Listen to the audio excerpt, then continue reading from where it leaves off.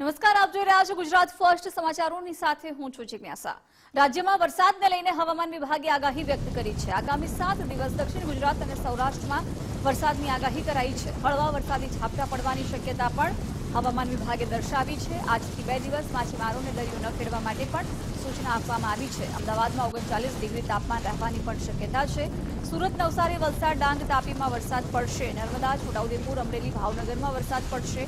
દમણ અને દાદરાનગર હવેલીમાં હળવા વરસાદની આગાહી છે। तापमान में વધુ ફેરફાર થવાની શક્યતા નહીવત છે।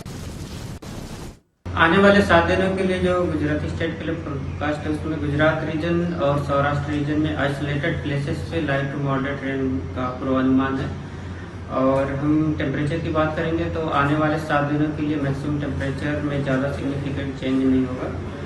और मैक्सिमम टेम्परेचर रियलाइज की बात करेंगे तो अहमदाबाद और गांधीनगर में 39 डिग्री सेल्सियस के आसपास मैक्सिमम टेम्परेचर रियलाइज हुआ है। और आज के लिए 39 डिग्री सेल्सियस मैक्सिमम टेम्परेचर का फोरकास्ट है अहमदाबाद और गांधीनगर के लिए।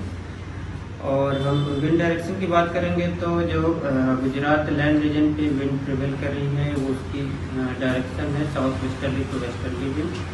और फिशरमैन के लिए आज और कल के लिए पूरे गुजरात कोस्ट के लिए फिशरमैन की वार्निंग है। और जो विंड की स्पीड होगी वो 45 से 55 kmph और साथ में जो गस्टी विंड होगी वो 65 kmph के आसपास रहने का पूर्वानुमान है।